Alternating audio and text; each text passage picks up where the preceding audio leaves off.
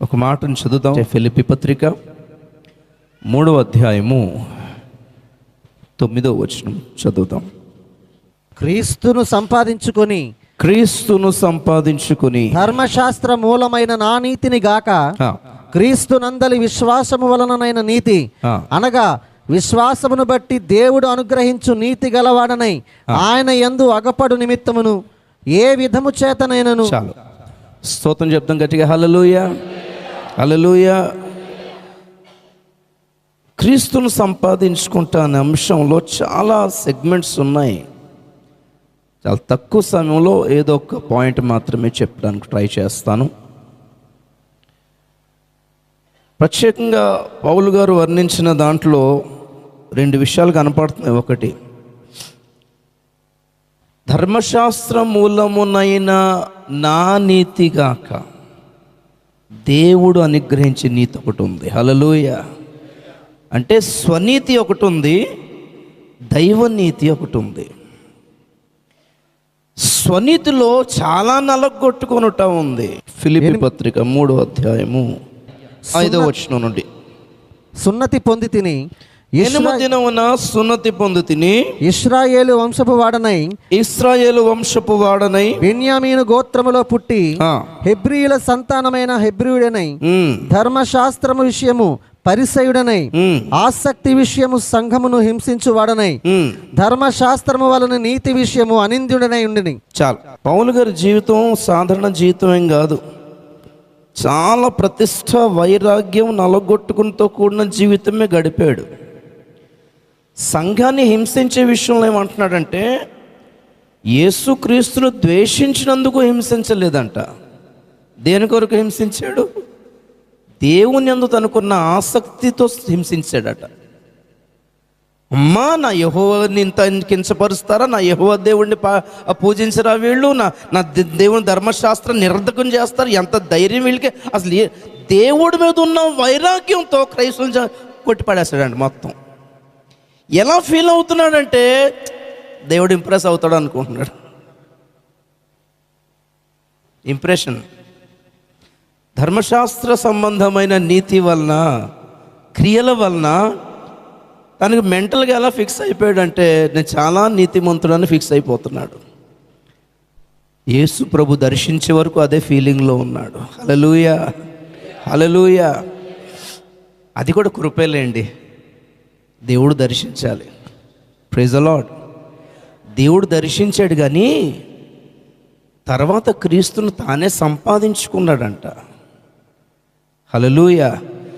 నాకు ఇప్పుడేం దొరికిందో, నేను ఏది కలిగి ఉన్నానో దానితో తృప్తి పడట్లేదు, కానీ క్రీస్తులో సంపూర్ణ సిద్ధి పొందటానికి నేను ప్రయాస పడుతున్నాను అంటున్నాడు. దేవుడు ప్రత్యక్షమైపోయాడేమో కానీ తన్ను సంపాదించుకోవటానికి ఇంచుమించు 3 సంవత్సరాలు అరేబియా ఎడారిలో ఉన్నాడంట. చదివారు ఎప్పుడైనా? గలతీ పత్రిక 1వ అధ్యాయము 17వ వచనం చదవండి ఒకసారి. నాకంటే ముందుగా అపొస్తలులైన వారి యొద్దకు యెరూషలేమునకైనను వెళ్ళను లేదు గాని వెంటనే అరేబియా దేశములోనికి వెళ్ళి తిని పిమ్మట దమస్కు పట్టణమునకు తిరిగి వచ్చి తిని. 18. అటుపైన 3 సంవత్సరములైన తర్వాత కేఫాను పరిచయం చేసుకున్నాడు. చాలు, స్తోత్రం చెప్పండి గట్టిగా ఒకసారి. పౌలు ఎఫెసీ పత్రికలో చాలా గంభీరమైన ఒక మాటను రాస్తాడు. ఇప్పటికే నాకు అది కన్ఫ్యూజనే. 3వ అధ్యాయంలో క్రీస్తు మర్మమును నేను మునుపు నా పత్రికలో రాసి తిని అన్నాడు. అంటే పౌలు గారు రాసిన పత్రికలో ఎఫెసీ సంఘానికి రాసిన 2వ పత్రిక మన దగ్గర ఉంది బైబిల్లో. మొదటి పత్రికలో ఏం రాశాడు అంటే, తాను ఆ 3 సంవత్సరాలు ఏ ఎడారిలో, ఏ అడవిలో, ఏ దర్శనం చూశాడో, యేసు సిలువను గూర్చిన ప్రతి అణువు ఒక ప్రత్యక్షత సంపాదించుకొని ఆశ్చర్యపోయాడంట. మిగిలిన అపోస్తలులందరూ క్రీస్తు సిలువను ప్రత్యక్షంగా చూశారు, కానీ క్రీస్తు సిలువలోని అణువు యొక్క మర్మమంతా పౌలుకి కనిపించిందంట. అది ప్రత్యక్షత అంటే. అది రాశాడంట ఎఫెసీ సంఘానికి మొదటి పత్రికలు. మరి దేవుని చిత్తం ఏంటో ఏర్పాటు ఏంటో మనకు తెలియదు, కానీ మన బైబిల్లో మాత్రం దాన్ని పొందుపరచలేదు. ఎక్కడ మిస్ అయిందో తెలియదు. 2 పత్రికలు మిస్ అయిపోయినాయి పౌలువి. ఒకటి ఎఫెసీకి రాసిన పత్రిక, మొదటి పత్రిక, రెండోది లవోదికైకి రాసిన పత్రిక. హల్లెలూయా. పోన్లే, మొత్తం మంది క్రీస్తు గురించి మాత్రం కొన్ని విషయాలు అయితే రాయడం జరిగింది మిగిలిన పత్రికల్లో. క్రీస్తును సంపాదించుకోవాలంటే స్వనీతి దేనికి కూడా పనికిరాదన్న సంగతి ముందు అర్థం చేసుకోవాలి. ధర్మశాస్త్ర మూలమునైన, క్రియల మూలమునైన నీతి. హల్లెలూయా. ఆ విషయం, ఆ ప్రస్తావనే ఫిలిప్పీ పత్రిక 3వ అధ్యాయంలో మొదలు పెడతాడు. అసలు టాపిక్ అక్కడి నుంచే మొదలు పెట్టాలి. 3 విషయాల గురించి జాగ్రత్త పడమంటాడు. 1, కుక్కల విషయమే జాగ్రత్తగా ఉండండి. 2, దుష్టులైన పనివారి విషయమే జాగ్రత్తగా ఉండండి. 3, ఈ ఛేదన ఆచరించు వారి విషయమై జాగ్రత్తగా ఉండండి. అది చాలా ఇంపార్టెంట్. ఈ ఛేదన అంటే సున్నతి ఆచరించడం. ఒక లెక్కలో చెప్పాలంటే కోసేసుకోవడం అనమాట. ఇళ్ళంతా బయలు ప్రవక్తలు ఏం చేశారు? దేవుణ్ణి ఇంప్రెస్ చేయడానికి కోసేసుకున్నారంటండి. మరి వాళ్ళు ఏ దేవతను పిలిచారు? ఆయన అవ్వలేదు, కానీ ఏలియా పిలిస్తే దేవుడు వచ్చాడు. హల్లెలూయా, హల్లెలూయా. వాళ్ళు ఒళ్ళే కోసేసుకున్నారు. ఏలియా ఒక శ్రేష్టమైన బలి అర్పించాడు. Praise the Lord. దేవుని ఇంప్రెస్ చేయాలంటే దేవుని స్టైల్ ఒకటి ఉంది, దేవుని వే ఒకటి ఉంది, దేవునిదైన శైలి ఒకటి ఉంది. హల్లెలూయా. ఆయనకి నచ్చేది ఒక పాయింట్ ఉంటుంది. ప్రేమకు ఇష్టమగు వరకు, ఆయన ఇంప్రెస్ అయ్యే వరకు. హల్లెలూయా. ఆయన ఇంప్రెస్ అవ్వాలంటే ఆయన ధోరణిలో మనం వ్యవహరిస్తే ఇంప్రెస్ అయిపోతాడు. కొన్నిసార్లు టైం పట్టవచ్చు, కొన్నిసార్లు టక్మనైపోవచ్చు. Praise the Lord. హల్లెలూయా. అపోస్తలుల ప్రార్థన మరి 10 రోజులు చేసిన ఆ మేడ గదిలో 10 రోజులు మరి దేనికి, అన్నానికి, తిండికి, బట్టలు ఉతకడానికి లేకుండా మరి ఎలా వేడుకున్నారు. కానీ 10 రోజుల్లో పరిశుద్ధాత్ముడు దిగొచ్చాడు. మరి నేను పరిశుద్ధాత్మ పొందుకోవడానికి 3 సంవత్సరాలు పట్టింది. ఆయన టచ్ అయ్యే వరకు అంత టైం పట్టింది మరి. హల్లెలూయా. ఎన్ని తిప్పలు పడేవాడిని, ఎంత జుట్టు పీక్కునేవాడిని, ఎన్ని కొట్టేసుకునేవాడిని, కన్నీళ్ళు రాక. ఏడిపోయిందుకు వస్తలేదు తెలియదు. కష్టాలు లేవో జీవితంలో బోళ్ళు ఉన్నాయి. ఆ ఏడుపు కదా ఆయనకు కావాల్సింది. ఒక ఫీలింగ్ అన్నమాట, ఒక ఎమోషన్ అన్నమాట.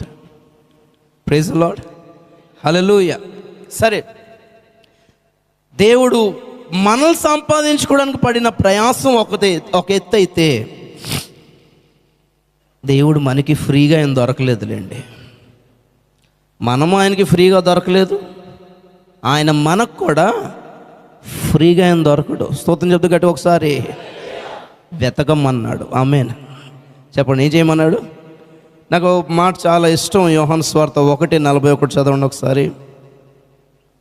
యోహాను సువార్త 1వ అధ్యాయం మొదటి అధ్యాయం 41వ వచనంలో, ఇతడు మొదట తన సహోదరుడైన సీమోనును చూచి మేము మెస్సయ్యను కనుగొంటిమి. స్తోత్రం చెప్పండి గట్టిగా ఒకసారి. ఎంత గుండెలన్నీ అలా నిండిపోయి పొంగిపోయే మాట అది. నాకు చాలా ఇష్టం. We have discovered the Messiah. కనుగొనుట అనే పదం ఇంగ్లీష్లో 2 పదాలు ఉన్నాయి. ఒకటి ఇన్వెన్షన్, రెండోది డిస్కవరీ. ఇన్వెన్షన్ అంటే లేని దాన్ని కొత్తగా ఆవిష్కరించటం. డిస్కవరీ అంటే ఉన్నదాన్నే కొత్తగా డిస్కవర్ చేయటం అనమాట. దాన్ని డిస్కవర్ అంటే కనుగొనటం. అమ్మ ఇన్నాళ్ళు ఇది ఉందా మన ఎదుట, అరే మనం గుర్తుపట్టలేదే అనేది అన్నమాట. అబ్రాహం కాలంలో కరెంట్ ఉంది, ఎలక్ట్రిసిటీ, కానీ మనుషులు కనుగొనలేదు. స్తోత్రం చెప్పండి ఒకసారి. సైన్స్ అంతా ఏంటి? సైన్స్ దేనిని కనిపెట్టలేదు, ఓన్లీ డిస్కవర్ చేసింది అంతే. సృష్టించింది దేవుడు. హల్లెలూయా. దేవుని పక్కన పెట్టేసి సైన్స్ని గొప్ప అంటే ఎలాగా? Science only has discovered hidden things. దాచబడిన కొన్ని విషయాల్ని స్టడీ చేసి, అధ్యయనం చేసి, వెలుపులికి తీసుకొచ్చి, అమ్మా ఈ ప్రకృతిలో, ఈ సృష్టిలో ఇవి కూడా ఉన్నాయా అని డిస్కవర్ చేశారంతే. మంచిది. వైరల్ లేకుండా ఫోన్లను కనిపెట్టారు, వెరీ గుడ్. తవ్వి బంగారాన్ని కనుగొన్నావు, వెరీ గుడ్. రాళ్లలో నుండి పెట్రోల్ కూడా దొరుకుతుందని కనుగొన్నావు, వెరీ గుడ్. కానీ సావు నుండి కాపాడేవాడు ఒకడున్నాడని కనుగొనలేకపోవడం ఎంత వెరితనం ఈ ప్రపంచానికి. నీ వ్యసనాల నుంచి విడిపించేవాడు ఒకడు ఉన్నాడని కనుగొనలేకపోవడం ఎంత ఫెయిల్యూర్ అది. ఎందుకు ఈ ఆత్మహత్యలు, ఎందుకు ఈ హత్యలు, ఎందుకు ఈ అత్యాచారాలు, ఎందుకు ఈ భ్రష్టత్వం, ఎందుకు ఈ దారుణం?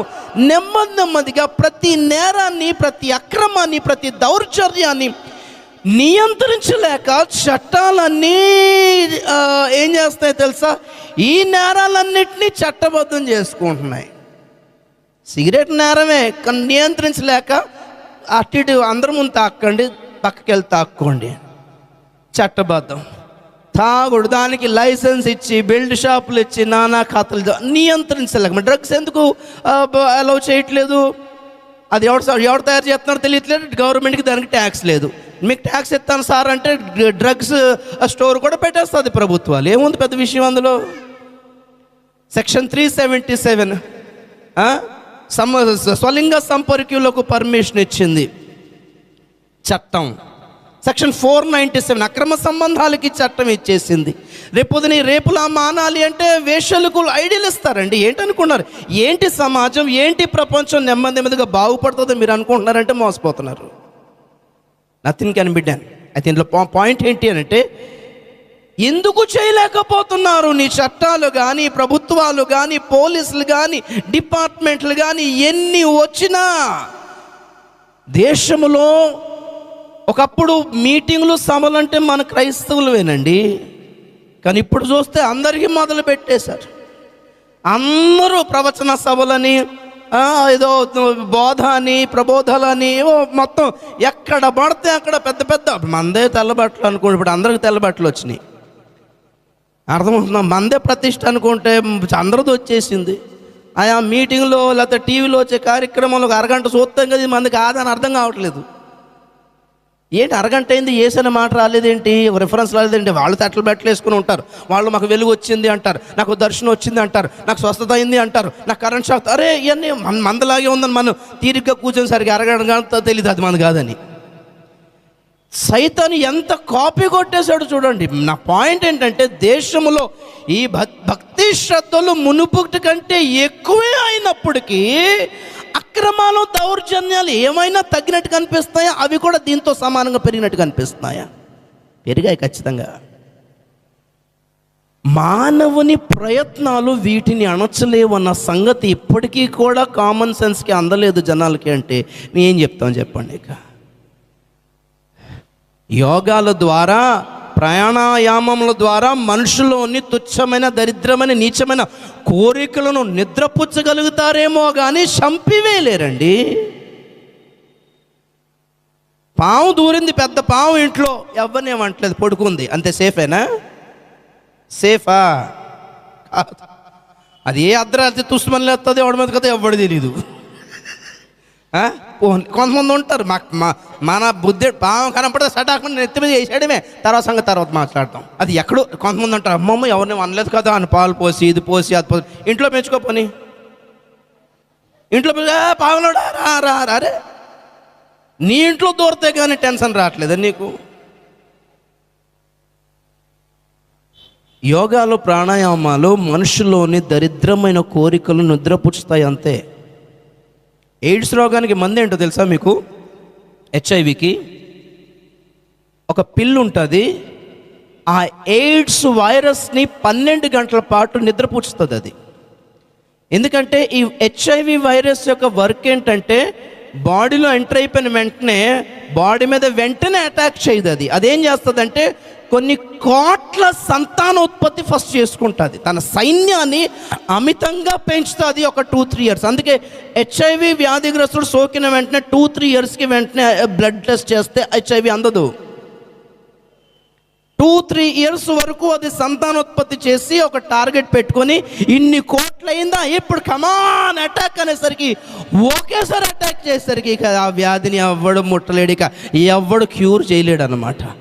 సరే ఈలోగా ఏం చేయవచ్చు అని అంటే ఒక మెడిసిన్ ఇస్తాడు, 12 అవర్స్కి ఒకసారి వేసుకోవాలి. అది ఏం చేస్తుంది అంటే ఆ HIV వైరస్ని 12 అవర్స్ పాటు నిద్రపుచ్చుతుంది. మళ్ళీ 12 గంటలకి లేస్తుంది అనమాట. 12 గంటలకి ఒకసారి లేసినప్పుడు మళ్ళీ మంది వేసేసరికి అది చావదు. యోగాలు, ప్రాణాయామాలు, ఉల్లిపాయలు తినడం కూడాలు, వెల్లుల్లిపాయలు తినము అనడం, నీసు అనడం వల్ల మానవుని పాప స్వభావాలు చచ్చిపోవండి. దానికి శక్తివంతమైన రక్తం ఒకటి కావాలి, అది యేసు రక్తం ఒకటే చేయగలదు. పాపాలని అక్రమాలని నియంత్రించలేక ఇప్పుడే అనుకుంటా, ఐ థింక్ దిశ చట్టం కొత్తగా స్టార్ట్ చేసే 21 డేస్కి ఉరి శిక్ష. సావుకే భయపడే వాళ్ళైతే ఇంత దరిద్రం పనులు ఎందుకు చేస్తారండి వీళ్ళు? మన దేశంకున్న ప్రేమ ఆప్యాయత ఈ దొంగల పట్ల ఈ ప్రపంచంలో ఎక్కడ ఉంటుంది? మరి ఉన్న కోపం అంతా ఇదిగో సువార్థికుల మీద, సంఘాల మీద, యేసు ప్రభు మీదనే తప్ప రుబాబ్ అంతా దీని మీద అయితే లేదులే. నేను చెప్పే పాయింట్ ఏంటి అంటే వీటన్నిటిని ఆపగలిగిన శక్తిమంతుడైన దేవుడు ఒకడున్నాడు, ఆయన పేరు యేసు. హల్లెలూయా. మేము ఆయన్ని కనుగొన్నాం కాబట్టి వీటన్నిటి నుంచి బయటపడ్డామండి. డబ్బులు ఇస్తే మారిన వాళ్ళం కాదు. డబ్బులు ఇస్తే క్రైస్తవులు త్రాగుబోతులు మారిన వాళ్ళు ఉన్నారు, వ్యభిచారులు మారిన వాళ్ళు ఉన్నారు, వేశ్యలు మారిన వాళ్ళు ఉన్నారు, ఉగ్రవాదులు మారిన వాళ్ళు ఉన్నారండి, మాంత్రికులు మారిన వాళ్ళు ఉన్నారండి. ఎన్ని డబ్బులు ఇస్తే వీళ్ళు మారుతారు చెప్పు? ఇప్పుడు డబ్బులు పంచుతాం పట్టుకొని. నీకు చేతనైతే నీ డబ్బులు ఇస్తాం, తాగుబోతులారా మారండి అని చెప్పి చూడండి. పోనీ బలంతో చేసి ఏదో ప్రలోభాలకి గురి చేసి ఇది చేసి అది చేసి మారుస్తున్నారు అని రుబాబు చూపిస్తున్నారే, ఏదో బిల్లులు తీసుకొస్తున్నారే. అలాంటి బిల్లు రావాలని కోరుకుంటున్నాం. ఈ దొంగలన్నీ బయటపడతారు. స్తోత్రం, హల్లెలూయా. మనకేం భయం అండి? దాన్ని వైరల్ చేసుకొని మనం తిరుగుతాం దాన్ని. అమ్మో యాంటీ కరప్షన్ బిల్లు రావాలనే కోరుకుంటున్నాం కదా. అది వస్తేనే ఒరిజినల్ వాళ్ళు బయటపడతారు. స్తోత్రం చెప్పండి గట్టిగా ఒకసారి. ఏ బిల్లులకు భయపడేది లేదు ఇక్కడ. ఎవడు భయపడాలి? డబ్బులు ఇచ్చి ప్రలోభాలు గురి చేసి మోసం చేసి లాభం సంపాదించుకోవటానికి ఈ బిజినెస్ చేసుకుంటున్న వాడికి భయపడే బిల్లు, వాడు భయపడే బిల్లు అవి. దేవుని వైపు చూస్తూ నడిచేవాడికి దేనికి భయపడాలండి? దానికి చట్టాలు కావాలా మనకి? హల్లెలూయా. నాకు రోగం ఈ హాస్పిటల్లో నయం కాలేదు, ఆ డాక్టర్ అయితే బాగా చూసిండు అని నేను చెప్పుకోవడానికి నాకు ఎవడి బిల్లు అవసరం అండి? ఎవడి పర్మిషన్ అవసరం? నాకు ఈ సబ్బు పడలేదు, ఆ సబ్బు వాడుతున్నాను దానికి ఎవడు పర్మిషన్ అవసరం అండి? ఈ సబ్బు మానేసి ఆ సబ్బు తీసుకుంటే ఈడు కేసు పెడతాడా? ఇది అంతే. మేము నమ్మిన వాళ్ళు ఎవరు సహాయం చేయలేదు, యేసు ఒక్కడే సహాయం చేయడానికి చెప్పుకోవడానికి ఎవడి పర్మిషన్ కావాలి? మెస్సైని మేము కనుగొన్నామండి. ఆయనలో రక్షణను, నీతిని కనుగొన్నాం. వద్దునే ఎవడో చెప్తే వినేసి నమ్మి కూడా వచ్చి నిలబడలేదు ఇక్కడ. మారండి, క్రీస్తును సంపాదించండి, విడుదల సంపాదిస్తారు. అదంత ఈజీ కాదు. పరలోక రాజ్యం అంట ఒక పొలములో దాచబడిన ఒక ధనాన్ని పోలి ఉందంట. ఇది ఒక్కటి చెప్పేసి ముగిస్తా. మత్తయి సువార్త 13వ అధ్యాయం 44-45 చదవండి ఒకసారి. మత్తయి సువార్త 13వ అధ్యాయం 40. పరలోక రాజ్యం పొలములో దాచబడిన ధనమును పోలి ఉన్నది. ఒక మనుష్యుడు దాన్ని కనుగొని దాచిపెట్టి అది దొరికిన సంతోషముతో వెళ్ళి తనకు కలిగినదంతయు అమ్మి ఆ పొలమును కొనును. మరియు పరలోక రాజ్యము మంచి ముత్యములను కొన వెదకుచున్న వర్తకుని పోలి ఉన్నది. అతడు అమూల్యమైన యొక్క ముత్యమును కనుగొని పోయి తనకు కలిగినదంతయు అమ్మి దాన్ని కొనును. స్తోత్రం చెప్పండి ఒకసారి.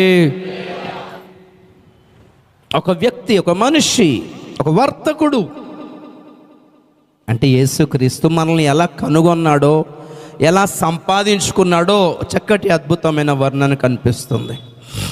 పొలములో ఒక డబ్బు, ధనం, ఖజానా పాతి పెట్టబడి ఉంది అని కనుగొన్నాడట.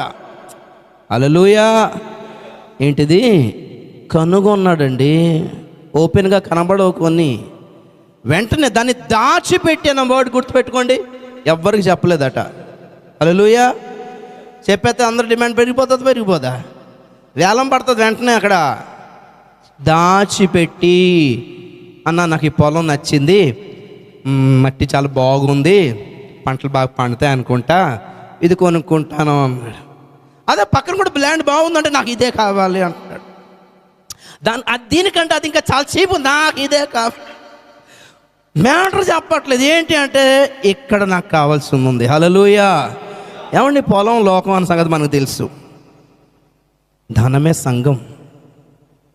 కానీ దేవుని ప్రణాళిక ఏంటంటే డబ్బు కోసం పొలం మొత్తంగా ఉన్నాడు. పొలం టార్గెట్ కాదు, ధనమే టార్గెట్. దాన్ని సంపాదించడానికి తనకి కలిగిందంతా అమ్మేసుకున్నాడంట, వదిలేసుకున్నాడంట. మనం సంపాదించడానికి మనమే దేవుని దృష్టిలో ఒక డబ్బుగా, ఆస్తిగా, నిధిగా ఆయన మనల్ని ఎన్నుకుని తనుకున్న సర్వస్వాన్ని అమ్ముకుని ఆ డబ్బంతా తీసుకొచ్చి మనల్ని బంగారంలా కొనుక్కున్నాడంటే ఆయనే ఇంత త్యాగం చేస్తే మరి ఆయనే సంపాదించుకోవడానికి మనం ఏం చేయాలి? ఈ ఛేదన వలన అయితే జరగదు. ఇది శరీర సంబంధమైన సాధకము కొంత మట్టుకే ప్రయోజనకరము అన్నాడు. ఇది ప్రయోజనకరమే కానీ మహిమకు సంబంధించింది అయితే కాదు. కొంత మట్టుకు ప్రయోజనకరం అంటే దేవుడు చిన్న కప్పు కంటే కొంచెం పెద్ద కప్పు ప్రైజ్ ఇస్తాడు అంతే. హల్లెలూయా. చెప్పండి గట్టిగా హల్లెలూయా.